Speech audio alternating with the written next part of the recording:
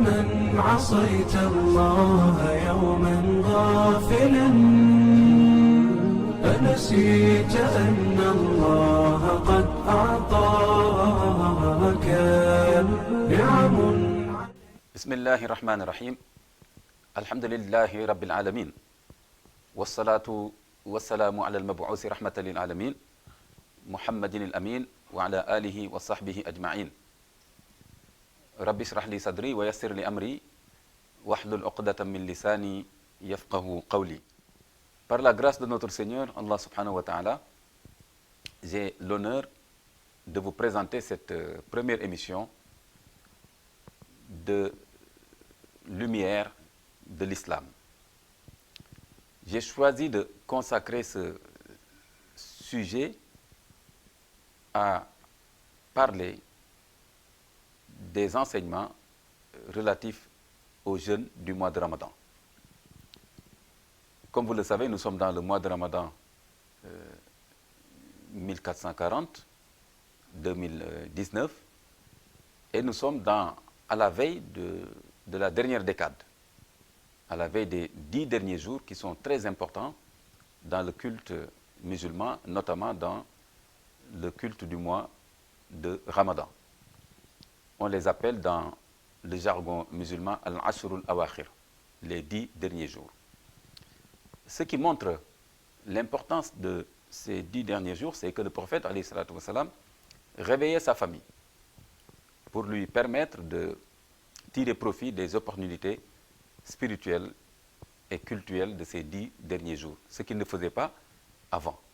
Je veux dire par là que pour les 20 premiers jours, le prophète laissait le loisir à sa famille, à chacun des membres de sa famille, à ses épouses, de pratiquer le culte, chacun selon son rythme, selon, n'est-ce pas, sa façon de s'organiser. Par contre, dès qu'on entrait dans les 10 derniers jours, il les réveillait justement pour qu'elles ne perdent pas l'occasion de rendre un culte sincère, avec ferveur, de se recueillir, n'est-ce pas, devant notre Seigneur Allah subhanahu wa ta'ala durant les 10 dernières nuits de ce mois béni de Ramadan. Alors, durant ces 10 derniers jours, le prophète sallallahu alayhi wa sallam lui-même redoublait d'efforts cultuels. Il lui arrivait même de façon métaphorique d'attacher sa ceinture pour mieux pratiquer le culte. Le prophète exerçait aussi, durant ces 10 derniers jours, une pratique cultuelle musulmane qu'on appelle la retraite, al-i'tikaf. Il restait 10 jours, ces 10 derniers jours, dans la mosquée.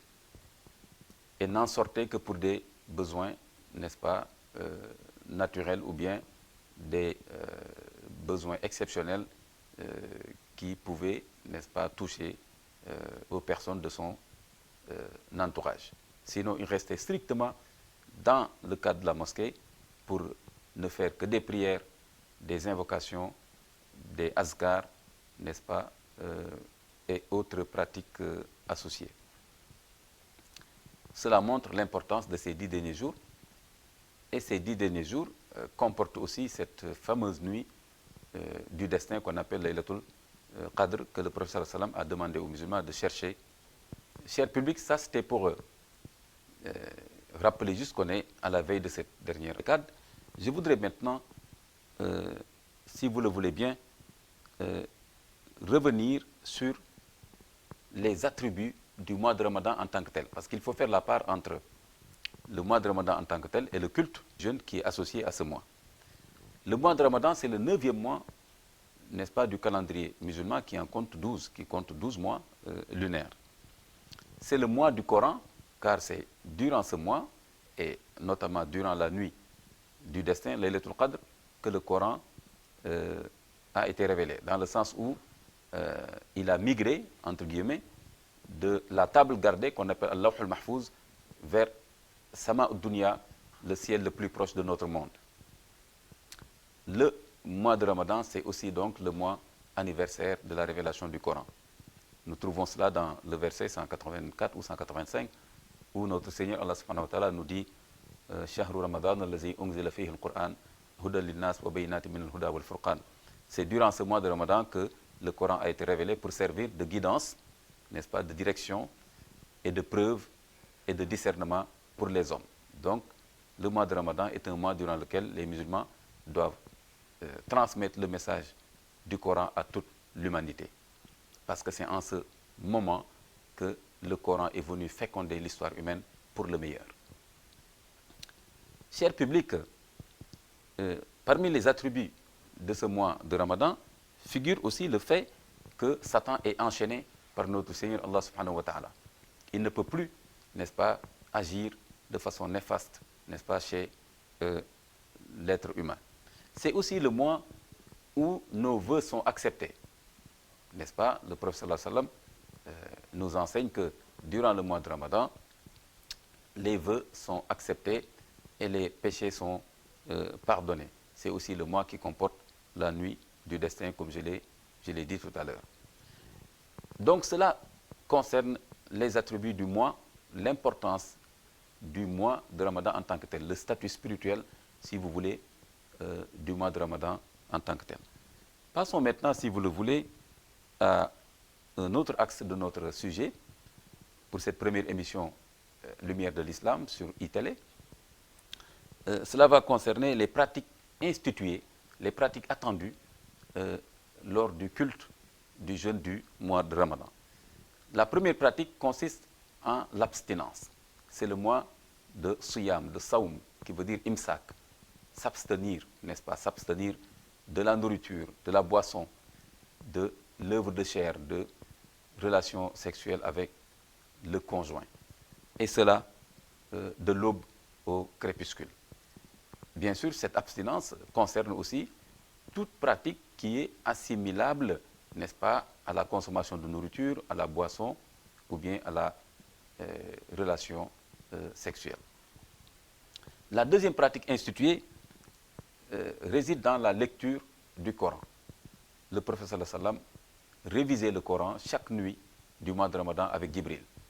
Et tous les savants, les compagnons du prophète, les savants, les oulémas, les personnes pieuses, n'est-ce pas, connues dans l'histoire de l'islam, se concentraient particulièrement sur la lecture du Coran durant le mois de Ramadan.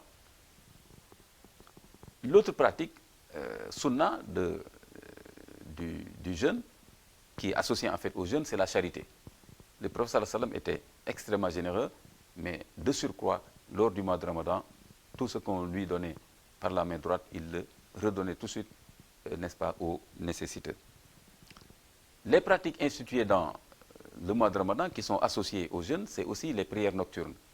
Les prières nocturnes qui sont des prières surrogatoires, qui ne sont pas obligatoires, mais que le prophète sallallahu alayhi wa sallam effectuait particulièrement, n'est-ce pas, durant les nuits du mois de Ramadan et particulièrement encore durant les 10 dernières nuits. Il est aussi sunna pour les personnes qui le peuvent d'accomplir la Umrah, n'est-ce pas, d'accomplir la Umrah, le petit pèlerinage pendant le mois de Ramadan et aussi de faire la retraite spirituelle dont j'ai parlé tout à l'heure durant les 10 dernières nuits. Cette pratique spirituelle consiste à rester dans la mosquée, comme je l'ai expliqué tout à l'heure, n'est-ce pas, pour ne faire que des pratiques cultuelles, prières, lecture de Coran, zikr, n'est-ce pas, et même aussi enseignement, lecture de livres qui parlent des sciences de l'islam, aussi enseigner l'islam, n'est-ce pas, à des personnes. Tout cela est quelque chose de possible lors de la retraite, n'est-ce pas, spirituelle qu'on appelle al-i'tikaf. Cher public, je voudrais maintenant aborder un autre axe, à savoir le sujet des conditions du jeûne. Toute pratique culturelle dans l'islam est associée à des conditions qu'on appelle des shurut. Il faut les respecter pour être sûr que son jeûne est valide, n'est-ce pas, en principe, et maintenant demander à Allah subhanahu wa ta'ala, n'est-ce pas, de l'accepter. La première condition pour un jeûne valide, c'est bien entendu l'intention sincère de ne jeûner que pour l'agrément d'Allah subhanahu wa ta'ala. C'est cela, n'est-ce pas, la première condition. Donc, même si c'est avéré qu'il y a des effets sanitaires positifs, n'est-ce pas, qui découlent du jeûne et même d'autres effets positifs, mais ça ne peut être que des effets, n'est-ce pas, secondaires par rapport à la première condition du jeûne, n'est-ce pas, pour laquelle il s'agit au niveau du croyant d'avoir la posture d'obéissance. C'est parce que Dieu nous commande de jeûner que nous jeûnons. Mais nous ne jeûnons pas pour avoir des effets sanitaires positifs, même si ces effets sanitaires positifs, ces effets de santé positifs, sont avérés et, n'est-ce pas, découlent de la pratique du jeûne, n'est-ce pas, en tant que tel. Mais jeûner, c'est d'abord obéir au commandement de Dieu, n'est-ce pas, ce qu'on appelle at-ta'a, n'est-ce pas, et c'est une façon de renouveler, n'est-ce pas, les deux piliers sur lesquels, dans l'islam, se fonde la relation, n'est-ce pas, de l'individu à son Seigneur, à savoir écouter son Seigneur et obéir à ses commandements. Sami'na wa ata'na. Nous avons entendu et nous obéissons. C'est important, n'est-ce pas, de ne pas oublier cette condition. Et je fais le lien avec la chute de Iblis, n'est-ce pas? Satan, n'est-ce pas, a chuté simplement parce qu'il n'a pas voulu respecter cette condition, n'est-ce pas, d'être un serviteur de Dieu qui obéit au commandement de Dieu. Et quand Dieu lui a, n'est-ce pas, enjoint l'ordre de se prosterner devant Adam, au lieu de considérer que c'est un commandement auquel il devait obéir sans condition, il s'est surestimé, il s'est enorgueilli, et c'est cela qui a été à la base de sa chute. Alors que de l'autre côté, n'est-ce pas, le patriarche Abraham et son fils Ismaïl ont fait montre, n'est-ce pas, d'une soumission exemplaire quand pour Abraham, Dieu, n'est-ce pas, lui a enjoint l'ordre de sacrifier son fils. Il a accepté, mais son fils aussi Ismaïl a accepté d'être sacrifié, n'est-ce pas, parce que simplement il voulait obéir au commandement de Dieu, comme le dit le Coran, falamma aslama, quand ils se sont tous les deux soumis au commandement de Dieu. Donc c'est très important de ne pas oublier cette condition, n'est-ce pas, de cette posture importante, cardinale, incontournable pour le croyant, d'être toujours, n'est-ce pas, dans les dispositions d'obéir au commandement de Dieu, quel qu'il soit, n'est-ce pas, et de ne pas noyer cela par d'autres attendus et par d'autres effets. La deuxième condition, c'est l'endurance. Sabr, pour bien pratiquer le jeûne, il faut être endurant, parce que c'est un jeûne qui se passe sur 29 ou 30 jours.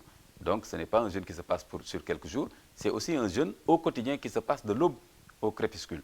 Donc il faut bien sûr jeûner par tout son corps, n'est-ce pas, faire jeûner ses passions, n'est-ce pas, ses organes au quotidien de l'aube au crépuscule, n'est-ce pas, et sans relâcher, mais aussi le faire pendant 29 ou 30 jours. Il faut donc de l'endurance, de la persévérance, n'est-ce pas, pour y arriver. Mais il s'agit pour le musulman et la musulmane de savoir que, n'est-ce pas, Dieu est à côté des endurants, que Dieu a réservé, n'est-ce pas, son compagnonnage, ce qu'on appelle ma'iyatullah, n'est-ce pas, aux endurants. Inna Allah ma'a sabirin, Dieu est avec les endurants. Il y a donc une forme d'accompagnement spécial que Dieu réserve, n'est-ce pas, aux gens qui sont patients, aux serviteurs de Dieu qui sont endurants.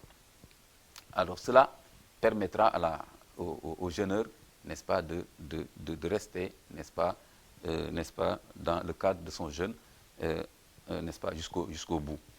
Une autre condition concerne le perfectionnement continuel, al-ihsan, n'est-ce pas, al-ihsan, parce que le prophète sallam nous a dit que al-ihsan, la bienfaisance spirituelle, c'est de considérer qu'on a en face de nous Dieu. Ce qui fait que chaque jour, nous devons perfectionner notre jeûne.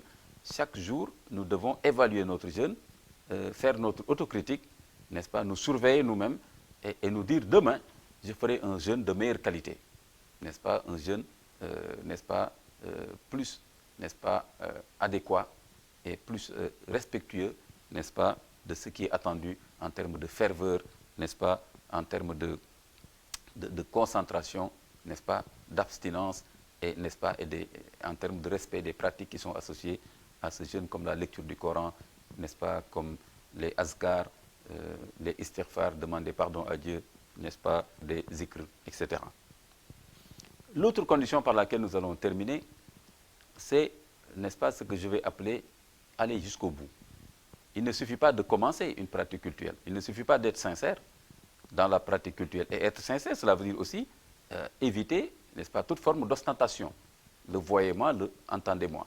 Hein, le ria et le suma. Ça, c'est important. Il ne suffit pas aussi de perfectionner, n'est-ce pas, tous les jours son jeûne jusqu'au bout. Mais il faut aussi accomplir cette quatrième condition, à savoir, n'est-ce pas, aller jusqu'au bout, n'est-ce pas, de l'acte cultuel.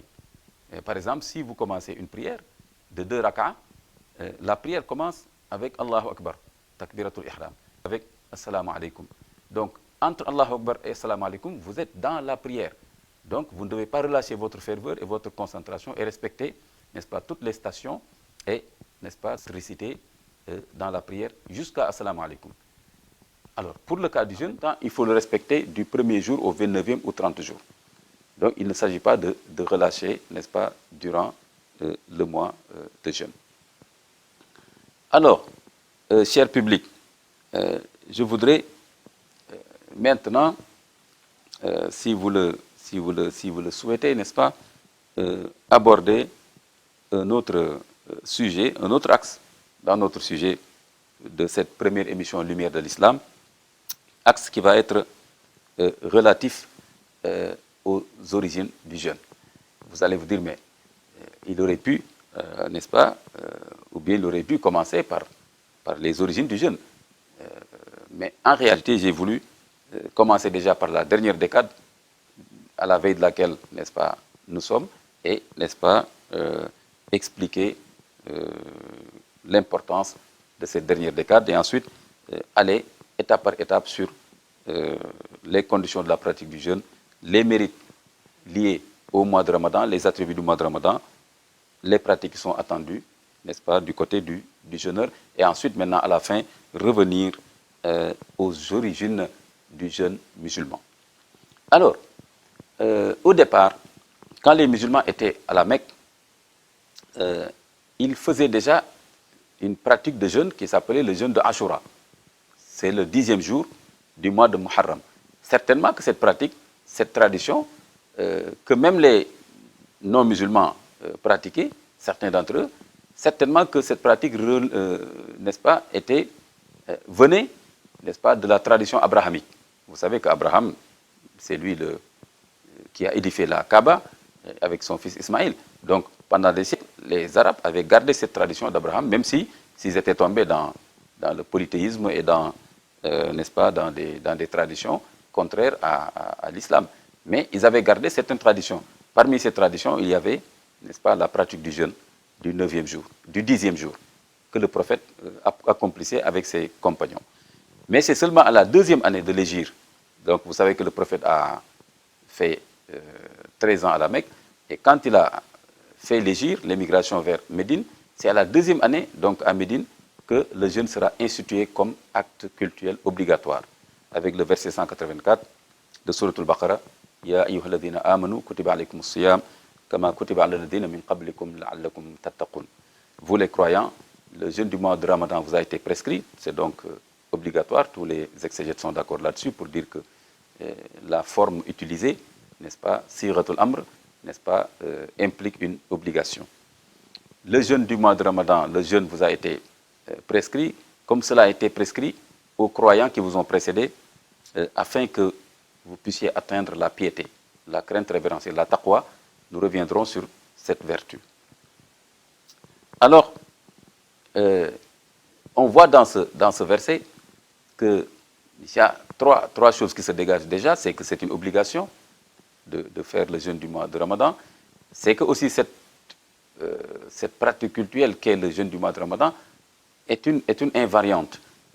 Cela veut dire que notre Seigneur Allah subhanahu wa ta'ala nous dit qu'il l'a rendu obligatoire pour les croyants qui ont précédé, n'est-ce pas, la communauté de Muhammad sallallahu alayhi wa sallam. Et troisième enseignement dans ce verset, c'est que le prophète, le Coran, ce verset nous enseigne que la finalité qui est recherchée dans le mois de Ramadan, dans la pratique du jeûne du mois de Ramadan, c'est la crainte révérentielle, la taqwa. Alors, nous allons nous arrêter un peu sur, n'est-ce pas, cette taqwa, pour dire simplement que c'est la finalité donc de la pratique du jeûne. Donc, la finalité, c'est de pouvoir atteindre ce niveau spirituel qu'on appelle la taqwa, la crainte révérentielle, qu'on trouve souvent aussi dans la littérature traduite comme la piété, n'est-ce pas? C'est le fait, n'est-ce pas, de pouvoir contrôler ses passions. C'est le fait de donner la primauté au commandement divin. C'est donc en restant, n'est-ce pas, au contact du commandement divin. C'est en donnant la primauté à l'obéissance à Dieu qu'on prend le pouvoir sur ses propres passions. Donc c'est cela qui fait le lien entre la pratique du jeûne et la crainte de Dieu, c'est-à-dire la crainte de désobéir à notre Seigneur Allah subhanahu wa ta'ala. Parce que craindre Dieu, il faut le comprendre. Craindre Dieu, n'est-ce pas, cela veut dire simplement craindre, n'est-ce pas, son châtiment. Craindre de s'éloigner de lui. Parce que Dieu, nous devons l'aimer, n'est-ce pas, pour tout ce qu'il fait pour nous. Donc, le craindre, c'est une façon de dire craindre de s'éloigner de lui. Craindre, n'est-ce pas, qu'il ne nous aime pas à cause de notre comportement. Craindre, n'est-ce pas, son courroux. Parce que simplement, nous avons des comportements, des attitudes, n'est-ce pas, qu'il n'agrée pas. Donc, le lien entre la pratique du jeûne et cette taqwa que nous allons approfondir dans d'autres émissions, Inch'Allah, c'est que, puisque votre nafs, votre âme charnelle vous dit « j'ai faim » et vous refusez de lui donner à manger, et vous dit « je veux boire », vous refusez, et vous dit « je veux entretenir des relations sexuelles », vous refusez, cela veut dire que vous avez la possibilité de triompher de vos passions. Donc, de vous protéger, n'est-ce pas, de toute forme de désobéissance, parce que vous avez refusé d'obéir, n'est-ce pas, à la commande, entre guillemets, n'est-ce pas, à l'incitation de votre âme charnelle. Cher public, voilà, ce sont ces quelques axes que je voulais développer pour cette première émission de Lumière de l'Islam. Et je vous donne rendez-vous pour d'autres émissions, Inch'Allah, où nous allons approfondir d'autres sujets qui vont certainement vous intéresser. Votre serviteur, Imam Ahmed Mahtar Kanté, n'est-ce pas, est très heureux sur iTélé de vous parler, n'est-ce pas, de l'islam. Assalamu alaikum wa rahmatullahi wa barakatuh. يا من عصيت الله يوما غافلا أنسيت أن الله